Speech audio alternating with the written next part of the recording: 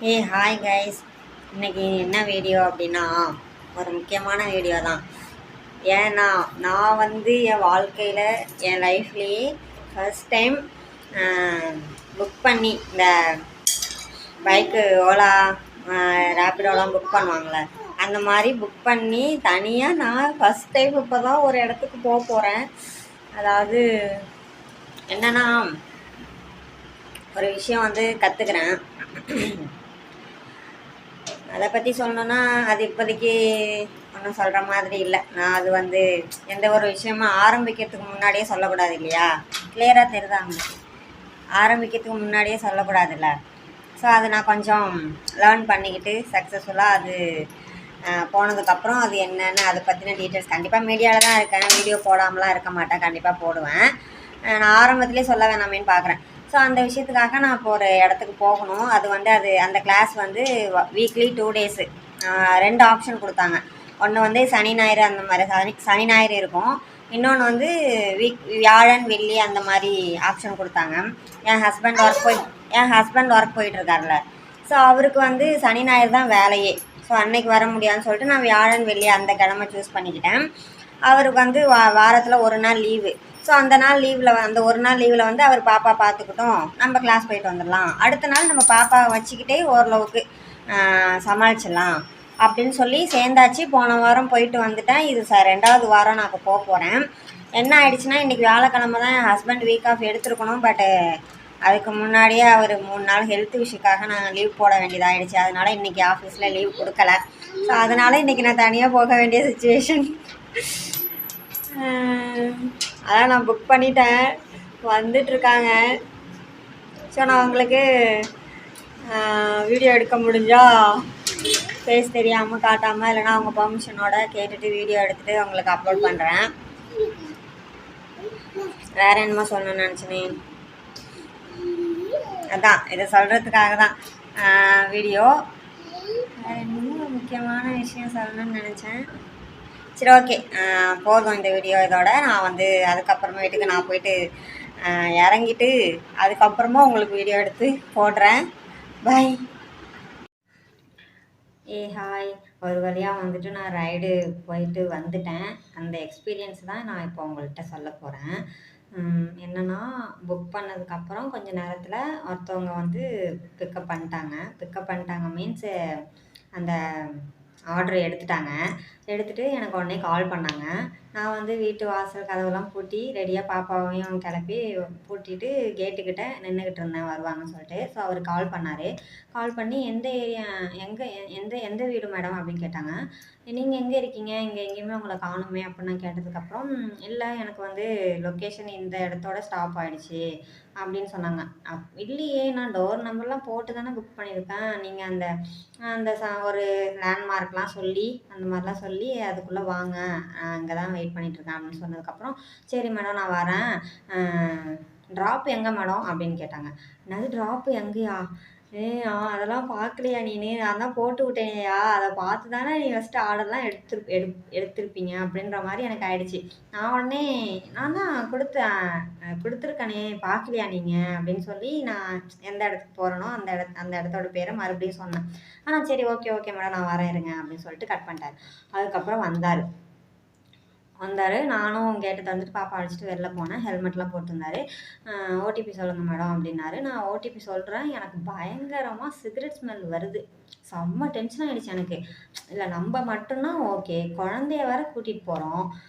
நான் டைரெக்டாக கேட்டுட்டேன். நான் ரோடு இதெல்லாம் நான் பார்க்கல, நல்லா கத்திட்டேன். ஸ்மோக் பண்ணிங்களா அப்படின்னு கத்திட்டேன். இல்லை மேடம், ப்ராமிஸாக இல்லை மேடம். இல்லை, எனக்கு பயங்கரமாக ஸ்மெல் வருது அப்படின்னு. இல்லை, நான் மட்டும்தான் பரவாயில்ல, குழந்தையெல்லாம் கூட்டிகிட்டு வரேன். இந்த மாதிரி ரைடு போகும்போதெல்லாம் எதுக்கு ஸ்மோக் பண்ணுறீங்க அப்படி இப்படின்னு சொல்லிட்டு நான் பாட்டு ப்ளா ப்ளா ப்ளா அப்படியே நான் தான் ஓட்ட வாய் வலது வாயாச்சு, நான் பயங்கரமாக கத்தி விட்டுட்டேன்.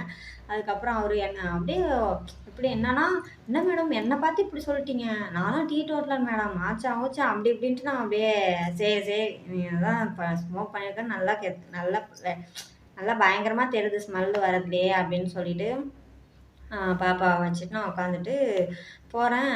அவர் ரொம்ப ஸ்லோவாக போகிறாரு. ஆல்ரெடி டைம் ஆகிடுச்சி. ரொம்ப ஸ்லோவாக போயிட்டுருக்காரு.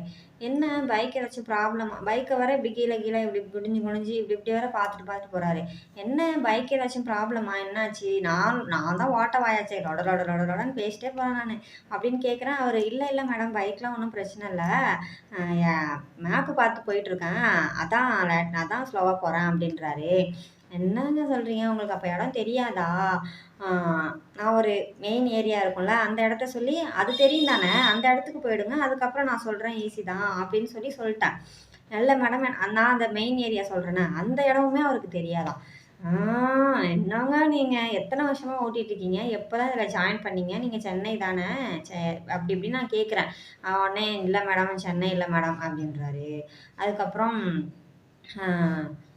என்ன கேட்டேன், நான் வந்து இது பார்ட் டைமாக தான் ஓட்டிகிட்ருக்கேன் மேடம். இப்போ தான் கொஞ்ச நாளுக்கு முன்னாடி தான் ஜாயின் பண்ணேன். அதனால தான் எனக்கு தெரில. சாரி மேடம், நான் கொண்டு போய் சீக்கிரமாக விட்டுடுறேன், நீங்கள் கோவப்படாதீங்க அப்படி இப்படின்றாரு.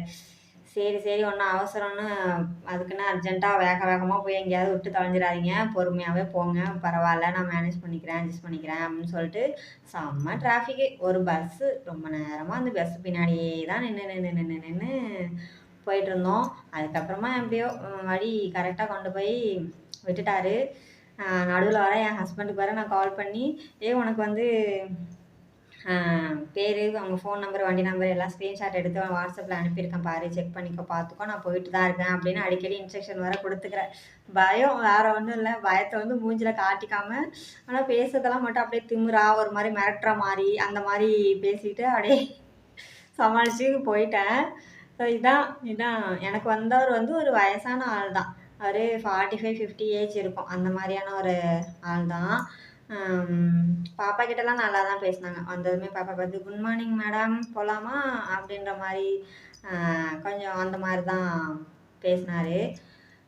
போய் அங்கே இறக்கி விட்டதுக்கப்புறம் நானும் பே பண்ணிட்டேன். ஸோ பே பண்ணதும் தேங்க்யூ மேடம் அப்படின்னு சொல்லிட்டு கிளம்பிட்டார். அதுக்கப்புறம் நான் கிளாஸ் போயிட்டு கிளாஸ்லாம் அட்டெண்ட் பண்ணி முடிச்சுட்டு ரிட்டனும் புக் பண்ணி வரலான்னு தான் பிளானு. பட் என் ஹஸ்பண்ட் வந்து ஃபோன் அடித்து, இல்லை நான் 1 ஹவர் பர்மிஷன் போட்டிருக்கேன், நான் வரேன், நானே உன்னை கொண்டு வந்து வீட்டில் விட்டுறேன் அப்படின்னு சொல்லிட்டு வந்தார். ஸோ அங்கே நான் போன கிளாஸில் வந்து இன்றைக்கி தான் உமன்ஸ் டே செலிப்ரேஷன் பண்ணாங்க. ஸோ அங்கேயுமே செம்ம ஜாலியாக போணுச்சு. நான் வந்து பாப்பாவெல்லாம் அழைச்சிட்டு போயிருந்தேன் இல்லையா, ஸோ எல்லோரும் பாப்பாவோட கொஞ்சுறது, விளாடுறது, அப்படியே ஃபன்னாக ஒரு மாதிரி ஜாலியாக போச்சு. அப்புறம் சாக்லேட்டு, உமன்ஸ் டே ஸ்பெஷலாக சாக்லேட்டு, ரோஜா பூ, அப்புறம் டீ, இன்னும் நிறையா கொடுத்தாங்க. பாப்பாவுக்கு பாலு, விளையாட்டு ஜாமான்லாம் கொடுத்தாங்க. ஸோ அவ்வளோதான், ஜாலியாக இருந்துச்சு. ஸோ இதான் என்னோடய எக்ஸ்பீரியன்ஸ். அதாவது நான் தனியாக போன ஒரு சோலோ ட்ரிப்புன்னு வச்சுக்கலாமா, புக் பண்ணி போன ஒரு சோலோ ட்ரிப்போட எக்ஸ்பீரியன்ஸு இதுதான். ஸோ என்னென்னா, அது மாதிரி நான் வளர்ந்துட்டேன். காலேஜ் ஒர்க் போகிற வரைக்கும் அப்பா ஸ்கூல்லேருந்து அப்பா தான் கொண்டு போய் விடுவாங்க, அழைச்சிட்டு வருவாங்க. இந்த மாதிரியே போயிடுச்சு. வேலைக்கு போகிறதும் அதே மாதிரி தான். வீட்டுக்கு பக்கத்தில் இருக்கிற ஆஃபீஸுக்கு தான் வேலைக்கு போனேன். ஸோ அங்கேயுமே அப்பா கொண்டு வந்து விடுவார், அப்பா அழைச்சிட்டு போயிடுவார், அவ்வளோதான். வீடு விட்டால் ஸ்கூல் விட்டால் வீடு விட்டால் காலேஜ் விட்டால் வீடு விட்டால் ஆஃபீஸ் விட்டால் வீடு, இந்த மாதிரியே இருந்துட்டேன். அதுக்கப்புறம் மேரேஜுக்கு அப்புறமும் என் ஹஸ்பண்டு அதே மாதிரி, எங்கள் அப்பா எப்படி என்னை வளர்த்தாரோ அதே மாதிரி இவரும் அதே மாதிரி கொண்டு போய் விடுறது, கொண்டு வர்றது, இந்த மாதிரியே வளர்ந்துட்டேன். ஸோ அதனால் எனக்கு வந்து இந்த மாதிரி தானே புக் பண்ணிலாம் போகணுன்னு சொன்னால் ரொம்ப பயப்படுவேன், பயமாக இருக்கும். என் ஹஸ்பண்ட் வந்து சொல்லுவார், புக் பண்ணி போ அப்படின்னு சொல்லிடுவார். எனக்கு நீனே புக் பண்ணி போக சொல்கிற, ஏதாவது ஒன்று ஆச்சுன்னா நீ என்ன பண்ணுறது, எனக்கெல்லாம் பயமாக இருக்குது, நான்லாம் புக் பண்ணிலாம் போக முடியாது, நீ எதுக்கு இருக்க, நீ கொண்டு வந்து விடு அப்படின்னு சொல்லி சண்டை போடுவேன். அப்புறம் என் ஹஸ்பண்ட் ரொம்ப அட்வைஸ் பண்ணுவார், இப்படிலாம் பயந்தாங்கொழியெல்லாம் இருக்காத, பொண்ணுங்களாம் இப்போலாம் என்னென்னமோ பண்ணுறாங்க, நீ என்னன்னா இப்படி இருக்க, தைரியமாக இரு, போல்டாக இரு, ஸ்ட்ராங்காக இரு அப்படின்னு சொல்லி மோட்டிவேட் பண்ணிட்டே இருப்பார், அட்வைஸ் பண்ணிட்டே இருப்பார். அதெல்லாம் நல்லா தலையை ஆட்டி அதெல்லாம் எனக்கு தெரியும், எல்லாம் வாய் மட்டும்தான் எனக்கு தெரியும், நான் பார்த்துக்கிறேன், இப்படி கொண்டு வந்து விடு அப்படின்ட்டுருவேன். அவர் வாயை நல்லா அடைச்சிருவேன். ஸோ இப்போ நான் என்ன சொல்ல வரேன்னா, இதுக்கப்புறமும் இந்த மாதிரிலாம் இருக்கக்கூடாது. ஸோ நல்லா தைரியமாக போயிட்டு வரணும். போயிட்டு வீட்டுக்கு வந்ததுக்கப்புறம் ஒரு சம்பவம் நடந்துச்சு. என்ன தெரியுமா? போயிட்டு அப்போ தான் வீட்டுக்கு வந்துட்டு ரிலாக்ஸ் ஆகிட்டு ஃப்ரெஷ்அப் ஆகிட்டு செம்ம வெயில். அந்த வெயிலில் வந்த எத்தனை மணிக்கு 12:45 1 ஆயிடுச்சு வீட்டுக்கு வரத்துக்கு. செம்ம வெயிலில் வந்தோம். வரும்போது ஒரு ஜூஸ் ஒன்று பார்சல் பண்ணி வாங்கிட்டு வந்தோம். ஜூஸ்லாம் எல்லோரும் ஊற்றி குடிச்சிட்டு என் ஹஸ்பண்டும் எங்களை விட்டுட்டு ஆஃபீஸ் போயிட்டாரு. மணி ஆயிடுச்சு சொல்லிட்டு கிளம்பிட்டாரு. நான் பாப்பாவை தூங்க வச்சுட்டு ஃபோனை எடுத்து இன்ஸ்டா ஓப்பன் பண்ணி ரீல்ஸ் பார்க்குறேன்.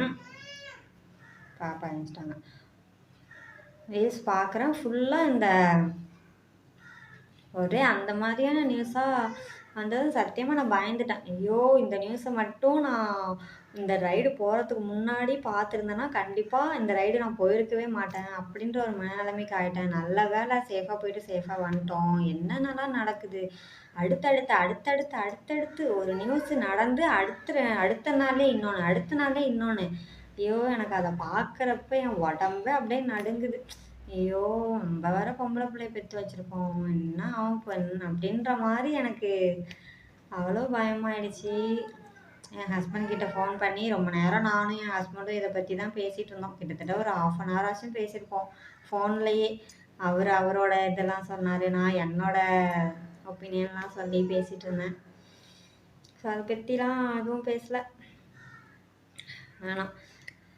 ஓகே, பாய்.